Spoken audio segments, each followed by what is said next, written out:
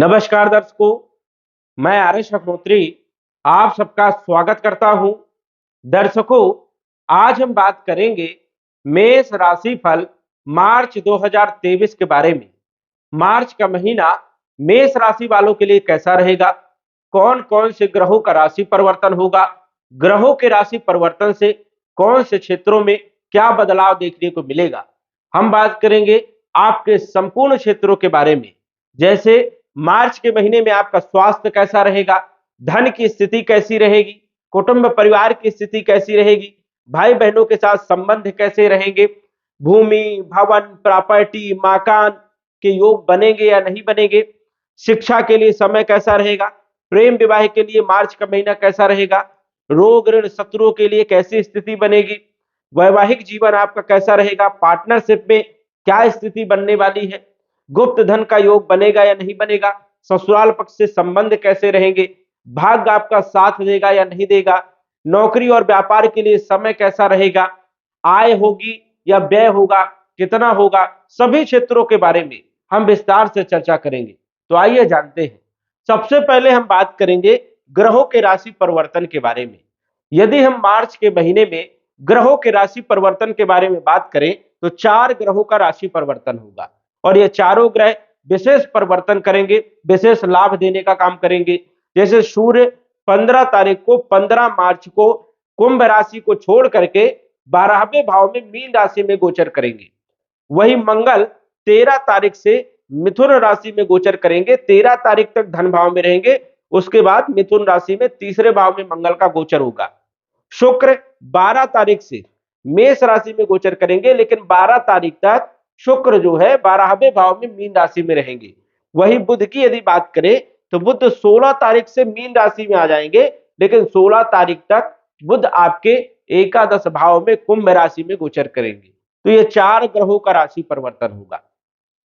ये ग्रह आपको किस प्रकार के परिणाम देंगे, इनके बारे में भी हम चर्चा करेंगे। सबसे पहले हम बात करेंगे राशि के स्वामी के बारे में। हम बात कर रहे हैं मेष राशि वालों के बारे में, और मेष राशि के स्वामी होते हैं मंगल, और मंगल के पास 2 राशियां होती हैं, एक तो मेष राशि और दूसरी वृश्चिक राशि।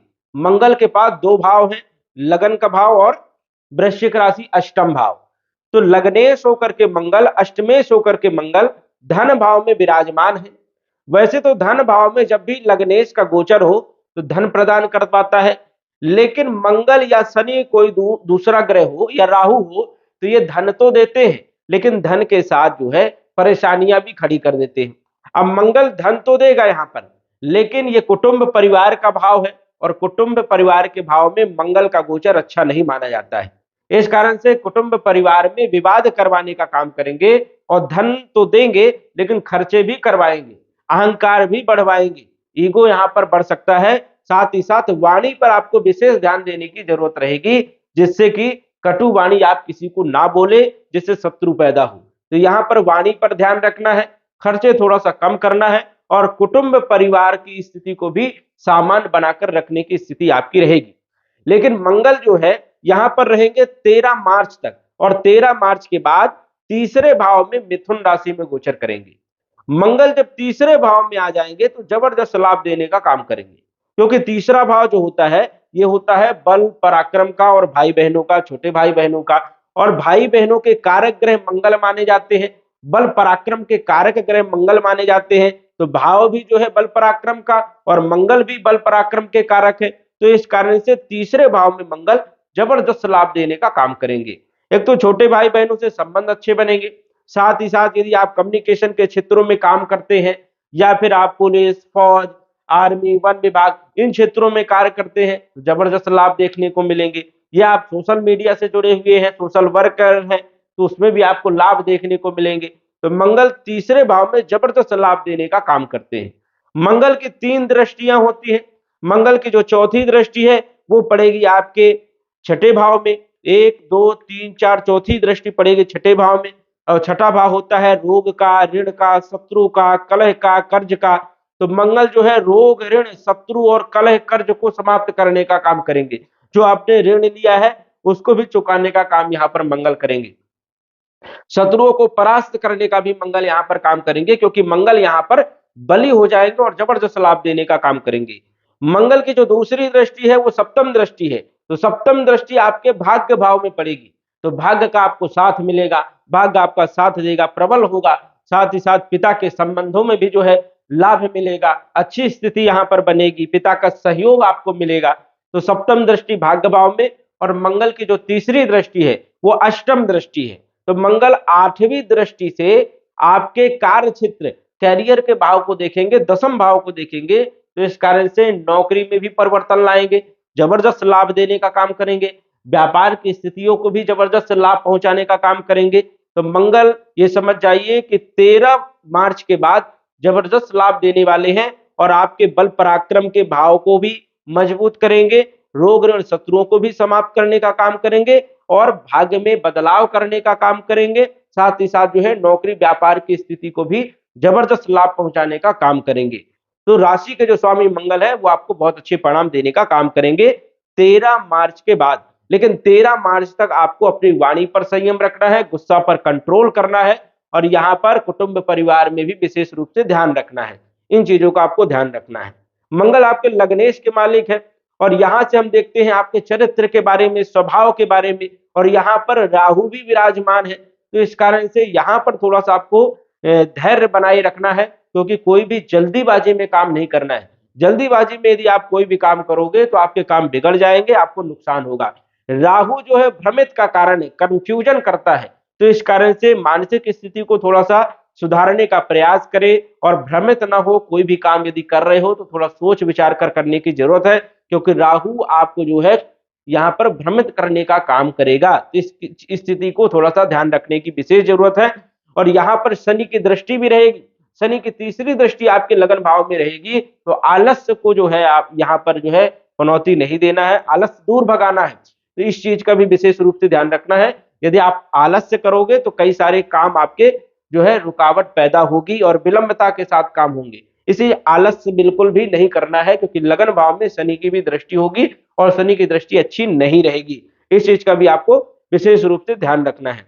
मंगल आपके अष्टम भाव के भी मालिक है, गुप्त धन भी आपको दे सकते हैं जाते जाते, क्योंकि मंगल 13 तारीख को ये आपके पराक्रम भाव में आएंगे, तो गुप्त धन भी ये दे सकते हैं।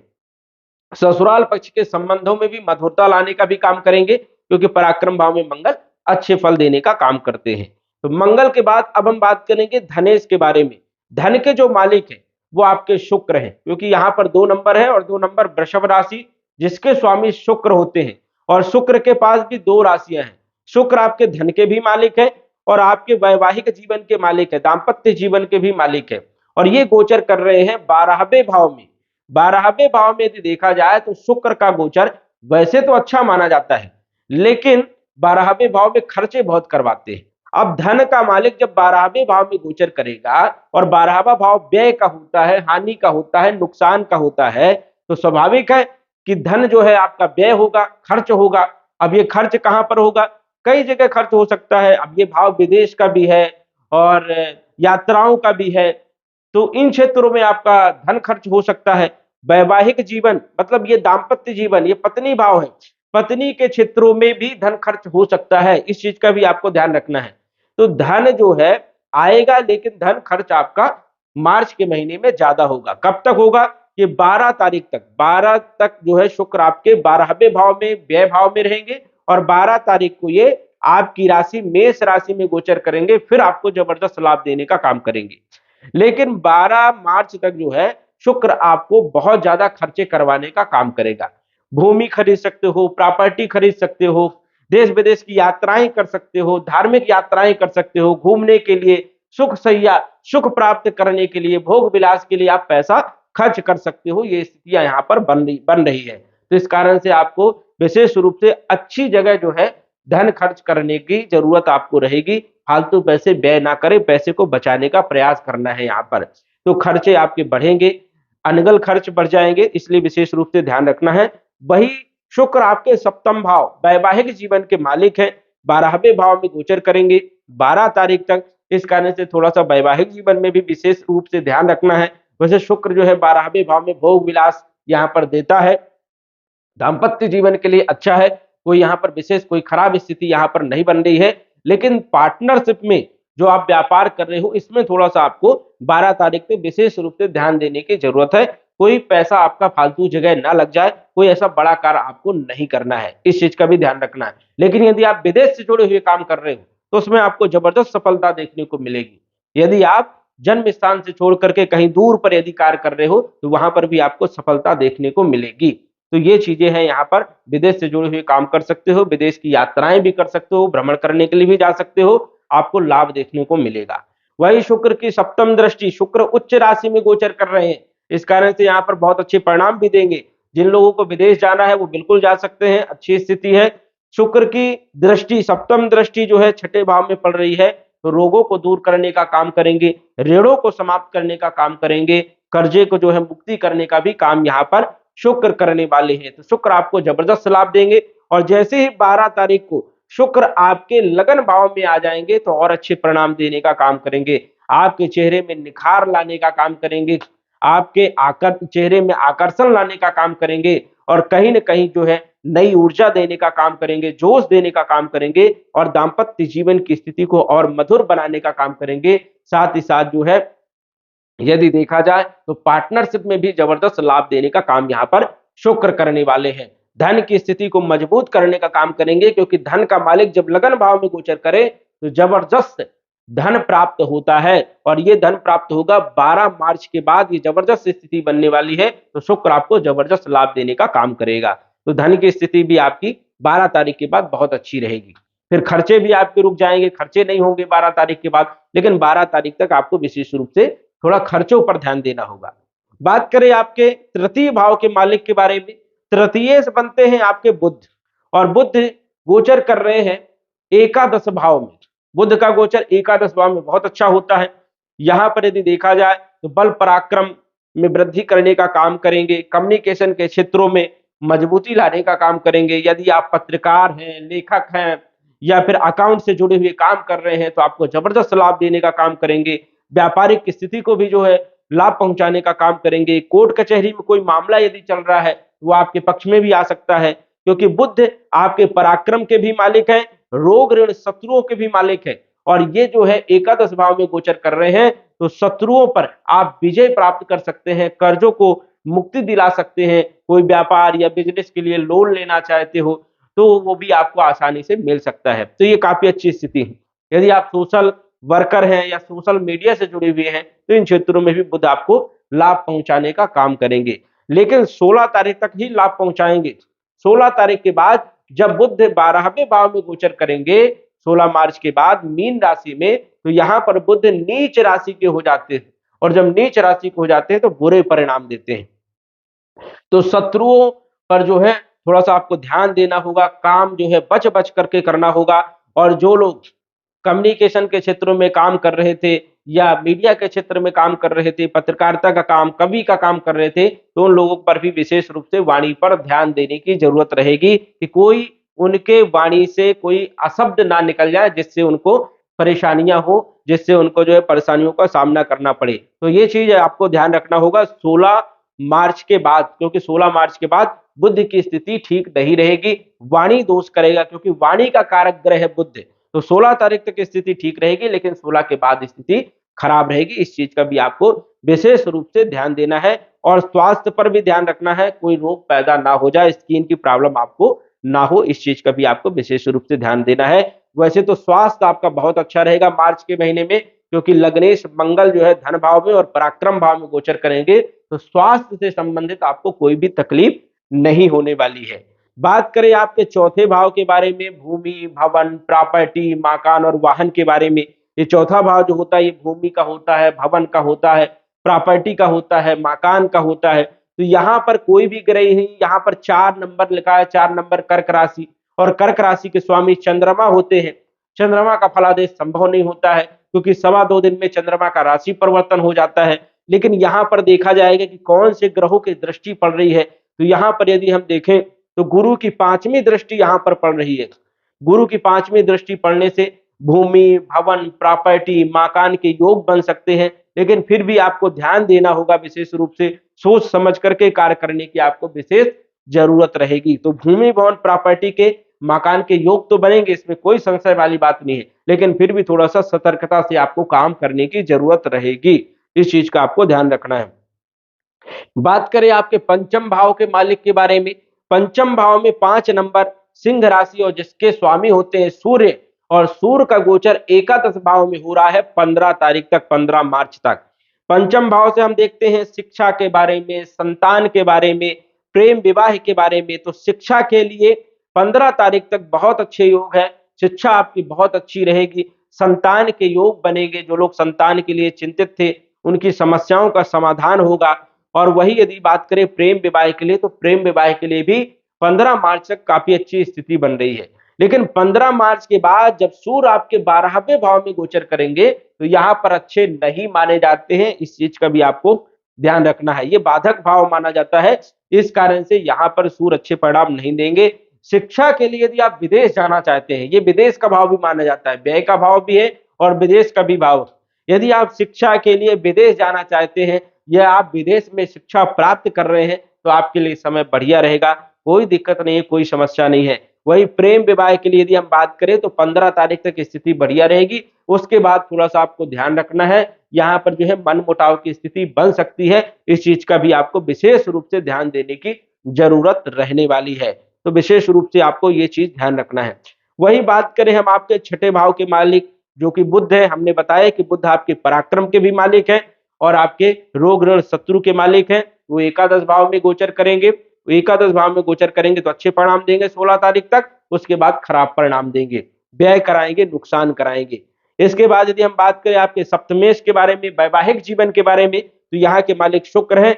शुक्र के बारे में भी हमने बताया कि शुक्र आपके धन के मालिक हैं और आपके सप्तमेश सप्तम भाव के भी मालिक हैं, और ये 12वें भाव में गोचर करेंगे। कब तक? 12 तारीख तक। उतने अच्छे नहीं रहेंगे, लेकिन 12 तारीख के बाद शुक्र भी आपको जबरदस्त लाभ देने का काम करेंगे। यहाँ पर बैठे केतु भी जो है शुक्र के अनुसार से ही परिणाम देंगे, तो इस कारण से केतु जो है आज शुक्र का सपोर्ट करने का काम करेंगे और अच्छे परिणाम देने का काम करेंगे। वही यदि मंगल की बात करें तो मंगल जो है गुप्त धन आपको दे सकता है, गुप्त धन की स्थिति बनेगी और ससुराल पक्ष के संबंधों में भी जो है यहाँ पर लाभ देखने को मिलेंगे। वही थोड़ा सा वाहन चलाते समय थोड़ा सावधान रहने की आपको विशेष जरूरत रहेगी। बात करें आपके भाग्येश के बारे में, भाग्येश बनते हैं आपके गुरु, क्योंकि भाग्य भाव में 9 नंबर धनु राशि जिसके स्वामी गुरु, और गुरु विराजमान है आपके 12वें भाव में। 12वें भाव में गुरु देखा जाए तो काल पुरुष की कुंडली में अच्छे परिणाम देते, क्योंकि वो कारक भाव है उनका गुरु का, और गुरु अपनी राशि में मीन राशि में गोचर कर रहे हैं। इस कारण से जो लोग विदेश जाना चाहते हैं बिल्कुल जा सकते हैं, कोई दिक्कत नहीं है, या विदेश से जुड़े हुए कोई व्यापार करना चाहते हैं तो ये भी बहुत अच्छी स्थिति है, इसमें भी कोई संशय वाली बात नहीं है।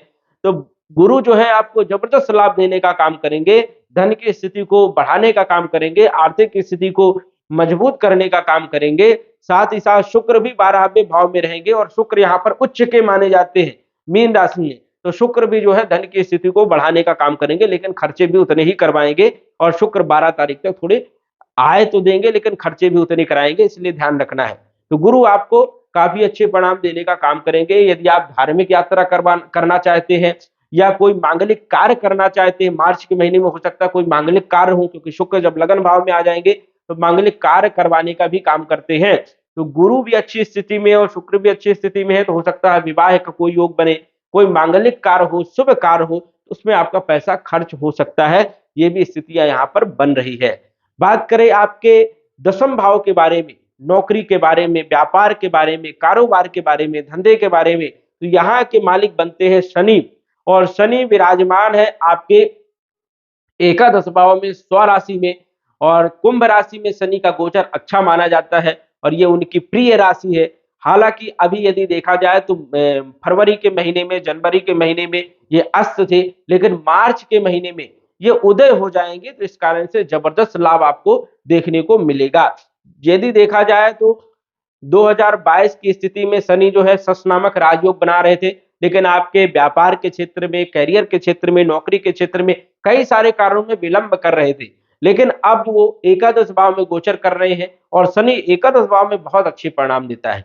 इस कारण से स्वराशि के हैं, अभी अस्त हैं, लेकिन मार्च के महीने में जैसे ही उदय हो जाएंगे तो ये समझ जाइए कि मार्च 15 तारीख के बाद आपको जबरदस्त लाभ देखने को मिलेंगे। बहुत अच्छी स्थिति यहाँ पर बनेगी। आय में वृद्धि करने का काम करेंगे, इच्छाओं को पूरा करने का काम करेंगे, जो भी आपके पेंडिंग कार्य थे उनको करवाने का काम करेंगे, नौकरी में प्रमोशन देने का भी काम करेंगे, और यदि आप व्यापार कर रहे हो तो व्यापार की स्थिति को बढ़ाने का काम करेंगे। तो शनि आपके लिए बहुत अच्छे हैं, जबरदस्त है, जबरदस्त लाभ देने का काम करेंगे, और जो भी आपको लाभ लेना है आप मार्च के बाद जबरदस्त लाभ ले सकते हैं। बहुत अच्छी स्थिति है, जबरदस्त यहाँ पर लाभ पहुंचाने का काम करेंगे। लेकिन शनि की दृष्टियां अच्छी नहीं होती हैं। शनि की तीसरी दृष्टि लगन भाव में पड़ेगी। हालांकि स्वराशि के हैं तो ज्यादा बुरी दृष्टि नहीं होती है, लेकिन फिर भी आलस्य आपको सता सकती है, और राहु भी यहाँ पर विराजमान है, इस कारण से थोड़ा कंफ्यूजन पैदा करने का काम करेंगे। शनि की यदि सप्तम दृष्टि की बात करें तो पंचम भाव में सप्तम दृष्टि भी पड़ेगी। थोड़ा सा पढ़ाई लिखाई में भी कहीं न कहीं जो है मन कम लगेगा और आलस्य आ सकती है, लेकिन यदि आप आलस्य को छोड़ देंगे तो स्थिति आपकी बहुत अच्छी है, इसमें कोई संशय वाली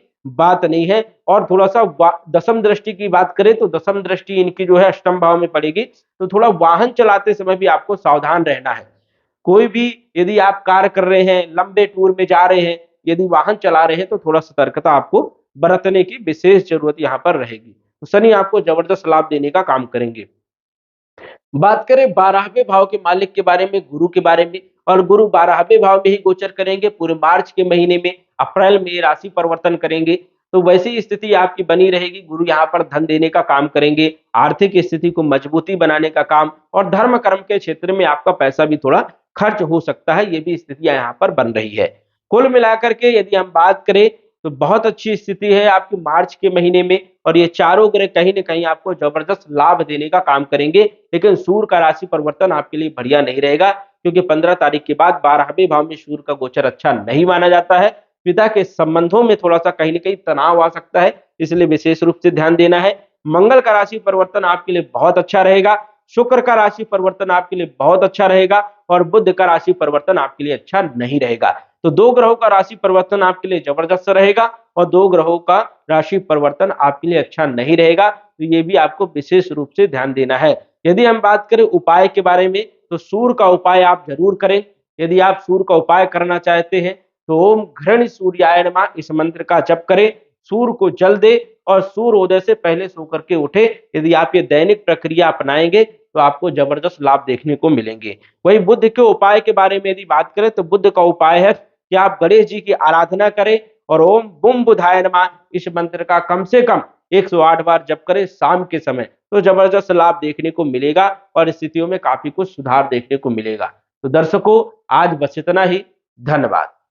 यदि आप अपनी कुंडली का विश्लेषण घर बैठे करवाना चाहते हैं तो दिए गए व्हाट्सएप नंबर से संपर्क करें। साधारण फीस जमा करके आप अपनी कुंडली का विश्लेषण फोन के माध्यम से घर बैठे ही करवा सकते हैं और जान सकते हैं अपने भूत, भविष्य और वर्तमान के बारे में।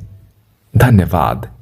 WhatsApp number 94798939